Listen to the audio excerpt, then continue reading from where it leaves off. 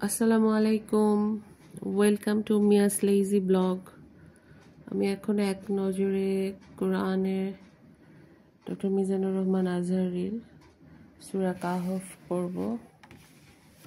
এখানে সূরা কাহফ সম্বন্ধে কি বলেছে আমরা আজকে দেখব ইনশাআল্লাহ। 115 পাতায় চলে যাই। সূরা কাহফ, তারতিব বিন নুজুল, নাজিলের ধারাবাহিকতা তথা কোন সূরার পর নাজিল হয়েছে তা বিবেচনায় এটি ৬৯তম সূরা। এর আগে সূরা গাশিয়া ও পরে সূরা নাহল নাজিল হয়।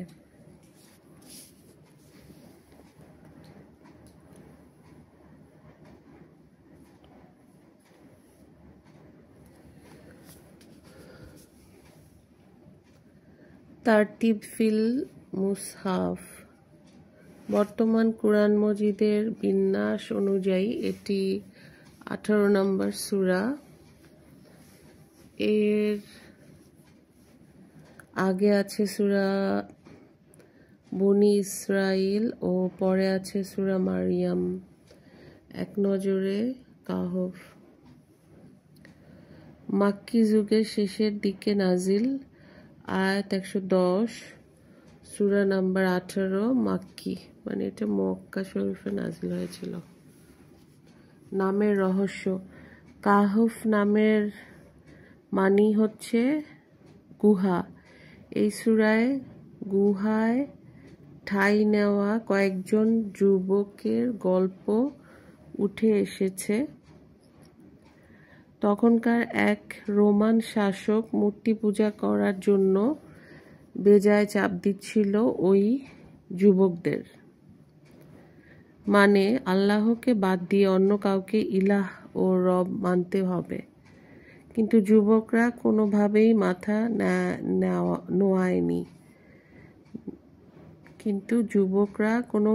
মাথা নোয়ায়নি।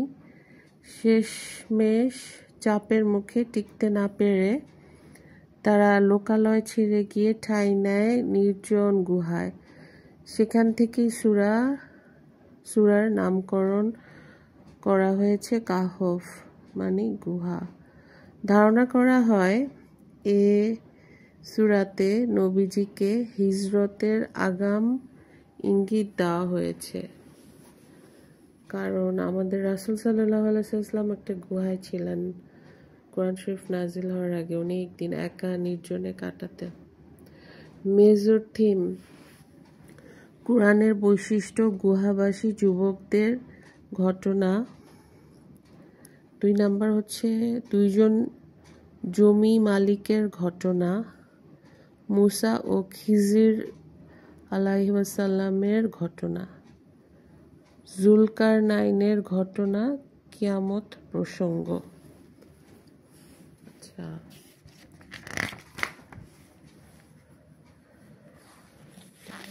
সূরা কাহফেরই অংশ।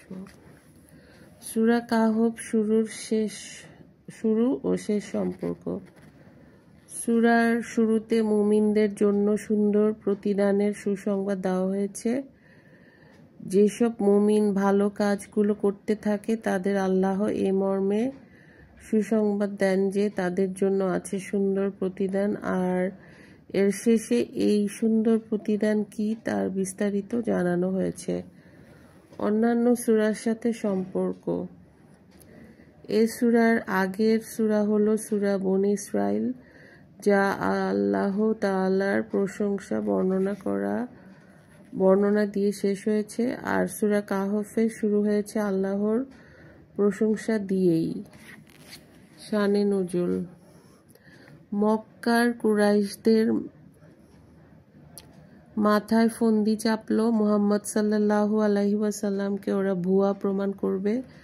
ভুয়া মানে তিনি আল্লাহর নবী নন তা প্রমাণ করবে। কিন্তু মুশকিল হলো ওরা তো নিরক্ষর জাতি, আসমানি কিতাবপত্র পড়া তো দূরের থাক, কোনোদিন ছুঁয়েও দেখেনি। তাহলে নবীজিকে আটকাবে কেমন করে? সলা পরামর্শ সেরে ওরা দেখে শুনে 2 জন চালাক চতুর লোককে মদিনায় পাঠালো। একজনের নাম নাদর ইবনু হারিস আরেকজনের, উকবা ইবনু আবি মুআইত। মদিনায় পাঠানোর কারণ, সেখানে ইহুদিরা বসবাস করে যাদের ভাণ্ডারে আছে তাওরাত, তাদের থেকে শিখে আসবে কি কি জিজ্ঞাসা করে নবীজিকে ধাঁধার ফেলা যায়।